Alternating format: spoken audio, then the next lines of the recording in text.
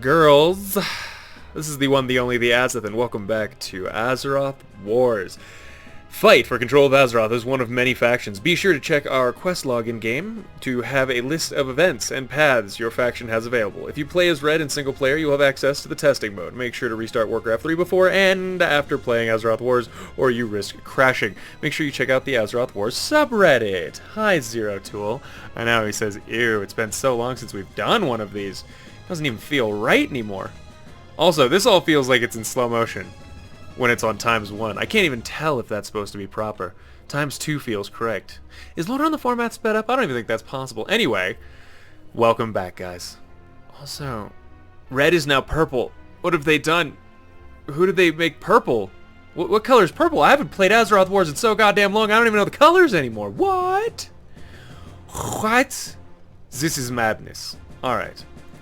But really, though, holy shit, I really don't know the colors anymore. I'm going to assume that this is druids and elves, but oh my god, I'm so wrong. All the colors have been changed. I'm not going to be able to refer to anything by their colors. I'm going to say undead or player names. Oh my god, I'm out of my depth.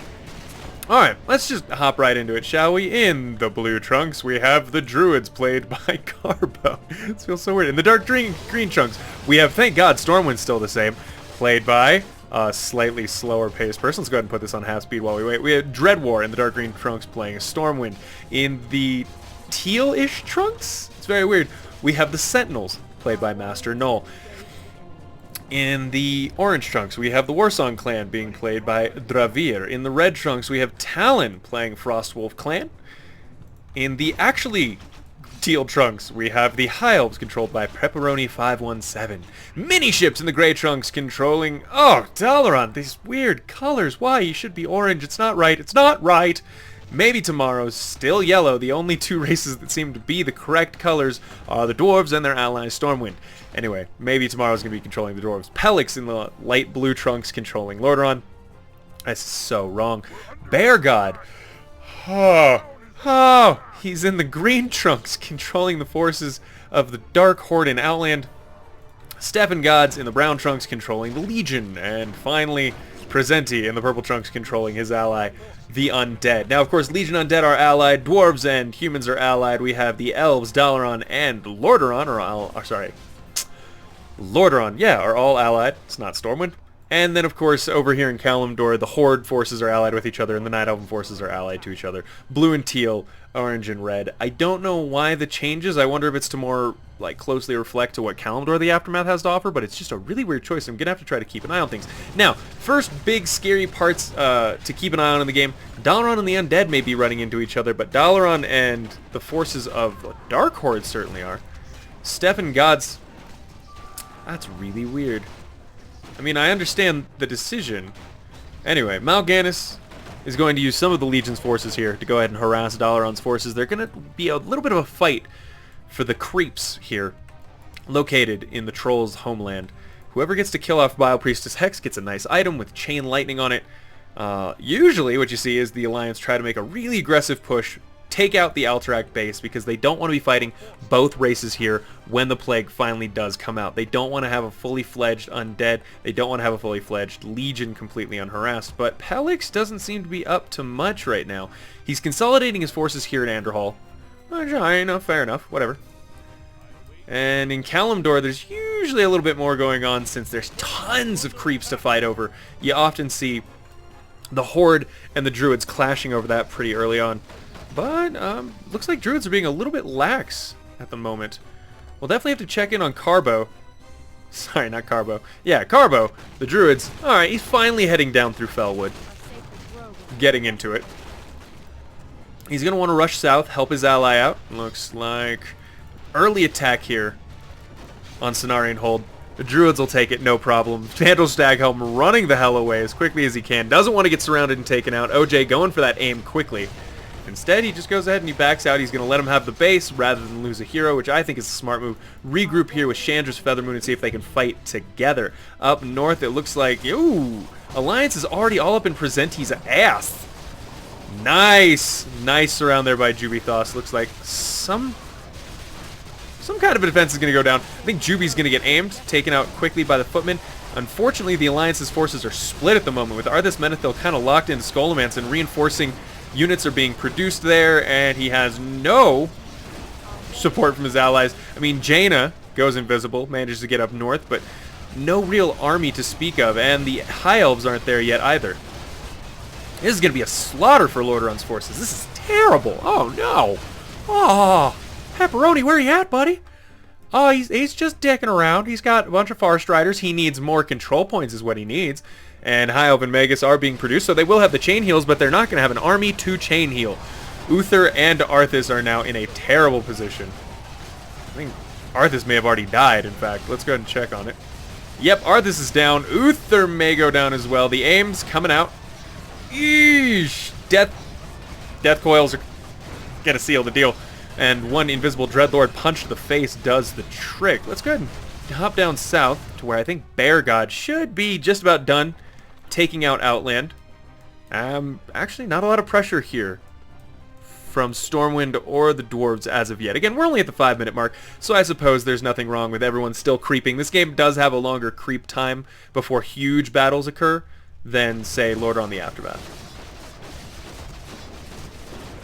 Dravir claiming that he has the south firmly under his control, and that's not inaccurate. He's actually wiped out Feathermoon Stronghold pretty quickly. Chandra's Feathermoon on the retreat, and seemingly let go as well. Alright, Chandra's gets out of there a little bit easier than I expected. A better aim could have resulted in her death. Up north, Red's going to be putting pressure on the Druids. So yeah, right now what I would say the Elves have to do, they have to group up in Ashenvale. They need to take out one of these two armies in a single fight, but if they don't take out one army, the two are going to fall on them and crush them. And yeah, Red doesn't stand a chance. They need to take out the advanced boulder towers. Don't let that be hurting them while they're engaged in the fight, but holding the bridge is the best they can hope to do right now. Nice AoE there coming out of our Night Elven forces. Well done. Wind Riders coming to the back, trying to target down Cenarius. He's not as invulnerable as they might have hoped for. There's going to need to be some focus on taking out those air units, but the distraction may allow Red to regroup. Talons getting shut down here, actually.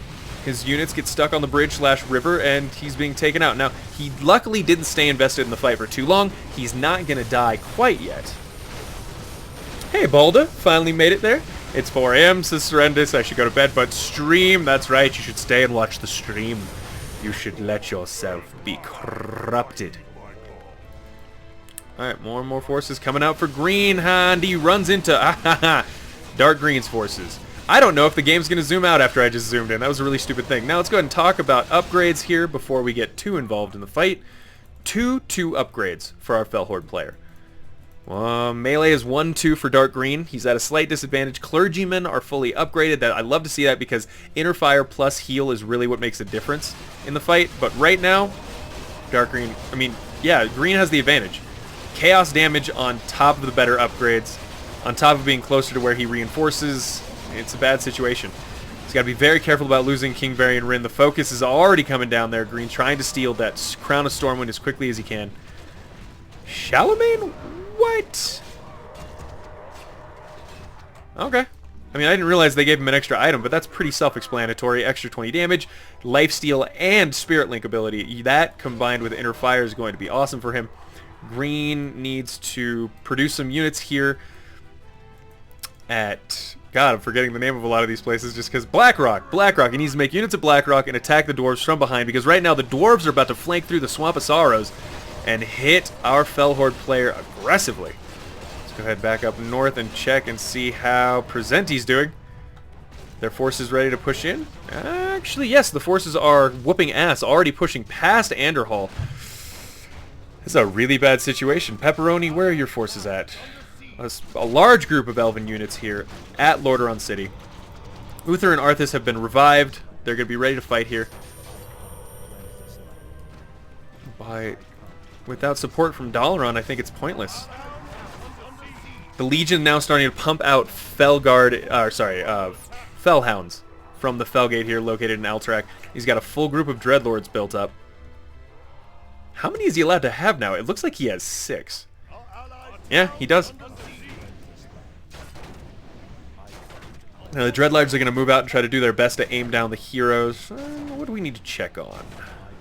Stefan Gods. Alright. And the boat containing Tichondrius the Darkener is sitting here right outside Capital City, probably waiting to just drop down and go ahead and... This is a good fight for the Alliance right now. A lot of damage being done, though, to the front line. I feel like Pelix's units are just melting in the face of these abominations. And maybe it's the meat wagons. Maybe it's the meat wagons doing a ton of damage. But, I mean, really, I don't feel like these knights are surviving much more than a few seconds. Ooh, careful there. Farstriders are windwalked into the middle of the army. And, oh, it was to take out the meat wagons like I was worried about. Nice aim by him. Well targeted. Identifying them as the major damage dealer. Let's go ahead and back to Kalimdor for a minute to try to check on how this fight's going. And I'm going to guess... Actually, Talon's pushing in pretty convincingly without seeming help from the Warsong. Maybe the Warsong is that? No, they're not. The Warsong is not there. They're about to flank, having captured Stone Talon Mountains. Talon is on the back foot with now his...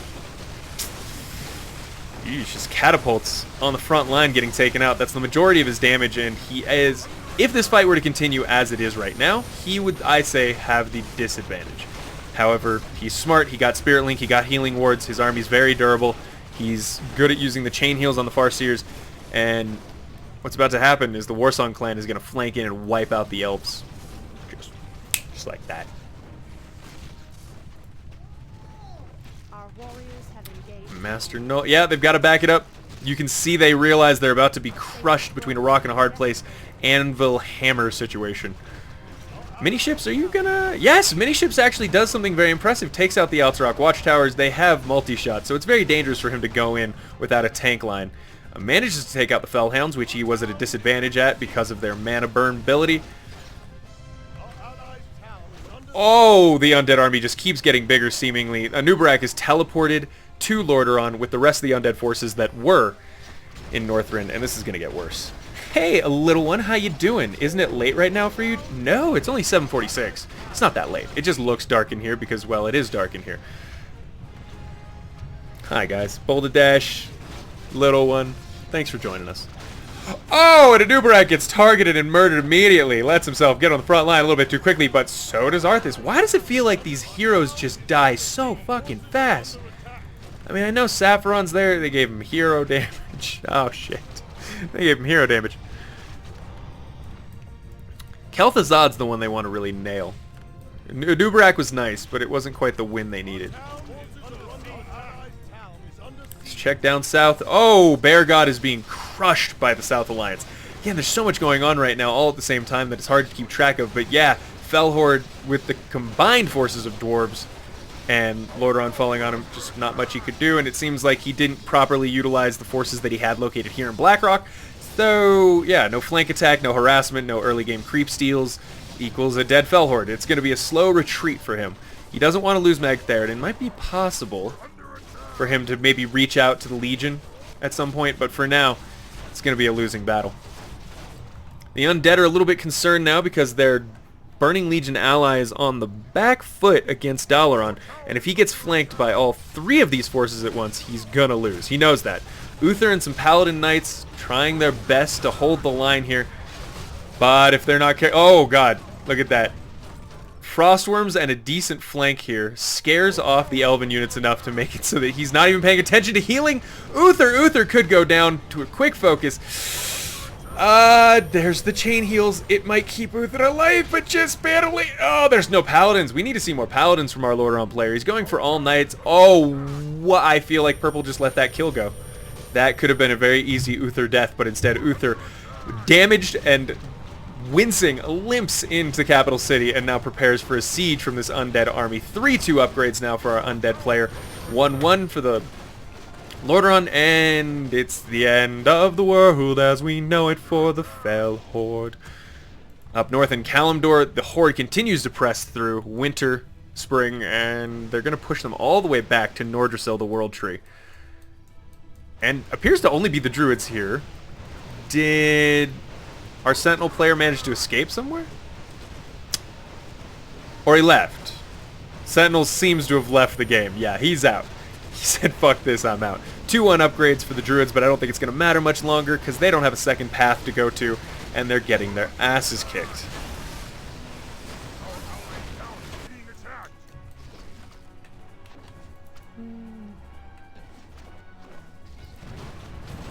Oh, and the undead finally break through the gate, and it looks like the elves are going to be completely murderized here.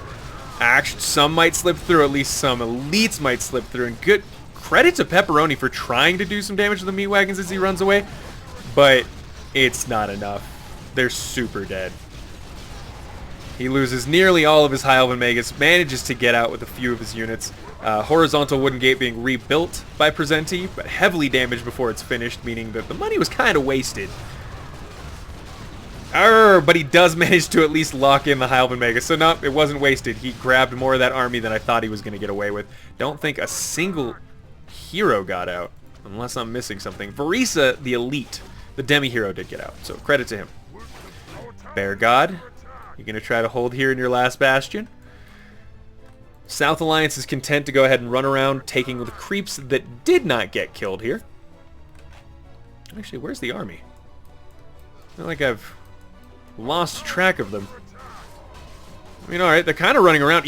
Dreadwar's losing more units than he needs to because he split up his army at this point. Bone Thirst holding on to Kill Sorrow Fortress. It's not that big of a base, but it's kind of cool that it's still alive. Right, Boulder Dash? When did they change the color of all the races? That's my question, too. Why did they go and do this to us is the question. I mean, my God. Something's fucky. Something's fucky, guys. Oh. Alright, look at this. Bear God managing to steal some kills. From the jaws of defeat, he might snatch a few Pyrrhic victories at best. There's going to be some final fights coming up here. Druids are going to do their best to hold. Carbo may have just lost Cenarius? Nope, Cenarius is hiding back here. He's trying to get enough money to teleport, I can see. Sitting next to this Ancient of Wonders.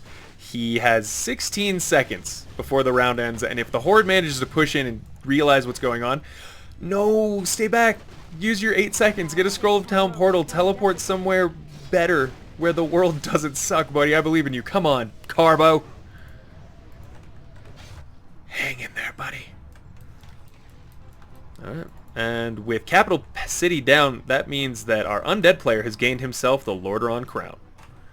Presenti, which hero did you give it to? Usually they give it to Kel'Thuzad, but no, what?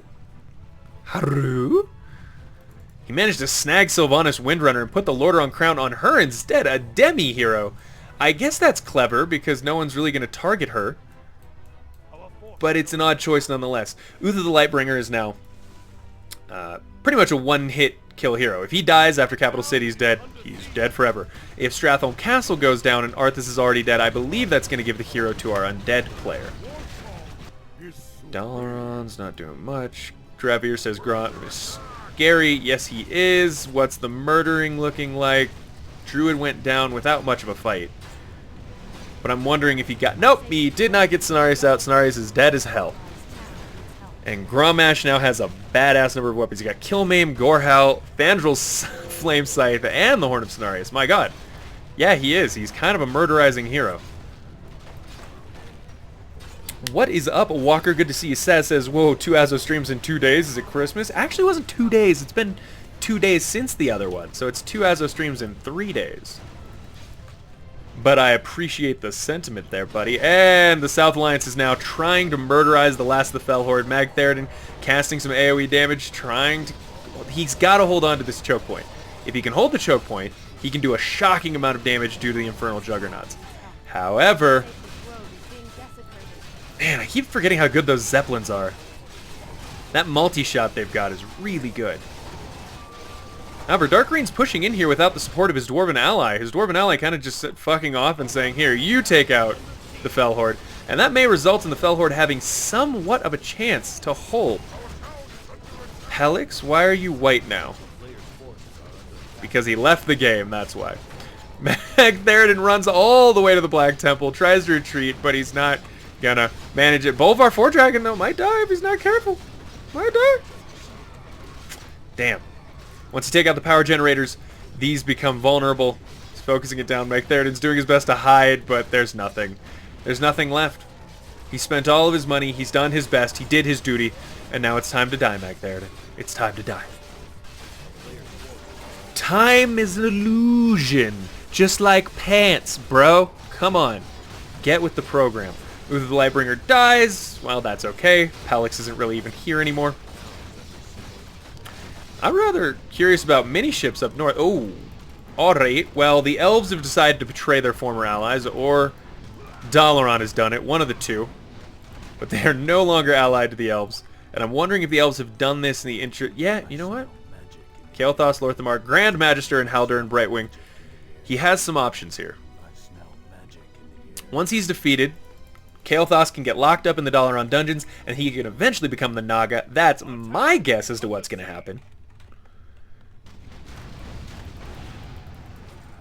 For now, that does leave Dalaran on the outs. Ooh, a small army was created here under the quote-unquote control of Pelex. I think Dalaran may have control over it. No, he does not. Something awful has happened here. Pepperoni's not allied to anyone. But yeah, this is just a big experience pinata for the undead to hit. It's just a lot of units unattended. Oh, that sucks so much to see. Well, the undead and the demons are going to ignore Quel'Thalas for a little bit, focus on taking out Dalaran, because once they do that, they get the Book of Medivh and they can summon the Burning Legion. It makes perfect sense. On the other hand, Kalimdor may be able to interfere if the Horde is really fast, and I mean really fast. Master Gnol? Oh, these are just some unattended units that never got used, but he's not in the game. They're just rogue units that are going to do some decent damage. The Horde really needs to focus on who they want to press next. South Alliance isn't that big of a danger. What's a danger is the undead getting a hold of the Book of Medivh and getting the Legion out. That's the real scary part. Thank you, little one. Everyone hates wearing pants. It's the worst. They're like butt prisons.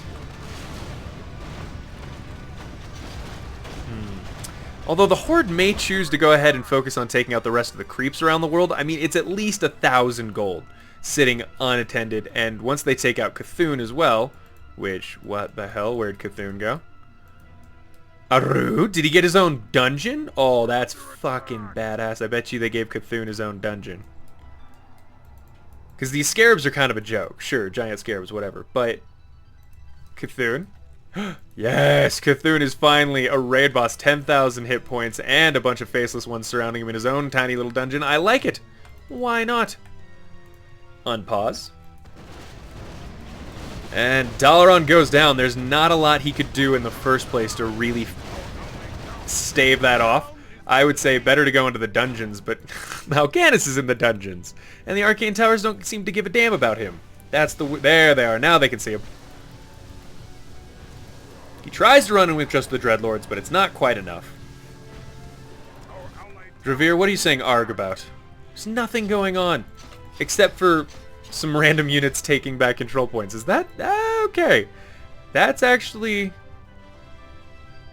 Carbo controlling his ally, being annoying. I kind of love that. Obviously, he's going to lose the rest of his base to the Horde. I mean, his shore base is done. But he might be able to keep Darnassus alive for a little while. Trying to figure out where the next big fight's going to be. There's not going to be any big fights for a little while unless the dwarves manage to be annoying, and they are. They take over Lightsdawn Cathedral, gaining themselves Gilneas and a foothold from which they can attack the rest of the continent. Uh-oh. Greymane's Gate now belongs to Yellow. And the undead are at least aware that the South Alliance is coming for them. Ooh, Death Knight's benefiting from Brilliance Aura. This is a bad situation. That's Lady Death Whisper giving them that aura. And that just means more death coils than you can count. They're already a frustrating thing to deal with. I hate the idea of them having mana regen.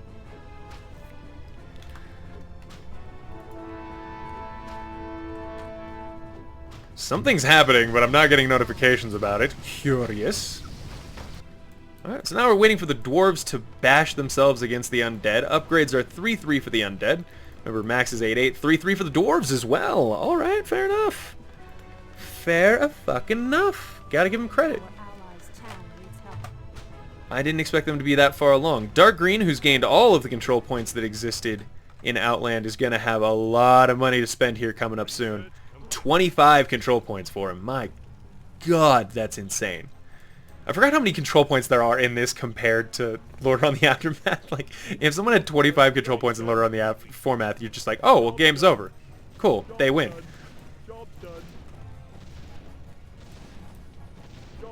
Yeah, Dark Green doesn't really have a lot of ranged units here. Seems to have forgone his Spearman, one of my favorite units, but apparently not his. And he's not microing the Zeppelins either, because fuck it, I have so much money, who cares? I'll just spend that 36 gold on a new one. Brilliant. What he needs to do is get a Scroll Town portal and teleport up north before his ally gets too deep into undead damnation and gets wiped out. As soon as one big army gets wiped out, you're kind of on the back foot as a team. Maybe tomorrow has a ton of money and has built these scout towers, but now is not utilizing them. That's the confusing part to me. He doesn't care. Alright, Legion's going to be summoned in the next 2 minutes. That's a bad thing. Come on, buddy. Upgrade those towers. You have so much time in lumber. There we go. That's what I wanted to see. Lots of cannon towers coming up. And for now, we're going to go ahead and pause it, because we're about a third of the way through the game, and a lot of things have happened in the beginning of this part, but the game's kind of where it needs to be for the first third. You know what I mean? All the beginning fights have already been decided. In the south Alliance has won. In Kalimdor, the Horde has defeated the lead Night Elves. And in the north, the Undead are about to mollywomp the crap out of the Elves. Actually, let's go ahead and watch that, because that's not officially over yet, and I didn't expect it to happen quite that quickly. They've wrecked the gate. Oh, Pepperoni just doesn't stand a chance. He's trying to focus down heroes like Baron Rivendare, but Mass Death Coil is doing a decent job. Don't be wrong, Pepperoni's doing the best he could be expected to do here. But the swarm tactic of the undead with mass death coils, what do you do? Lorthan Martheron's going to get taken out. I don't know how many. He's probably down to 2 heroes now, Pepperoni. 1 hero. Ooh. And Grandmaster Romath and the rest of the units are going to die because of Nubarak's spike sucks. Ow. Alright, and Romath goes down. Now this will be part 1. Thank you for joining us, ladies and gentlemen. This has been the one, the only, the Azothan. Tune in for part 2 tomorrow. Bye!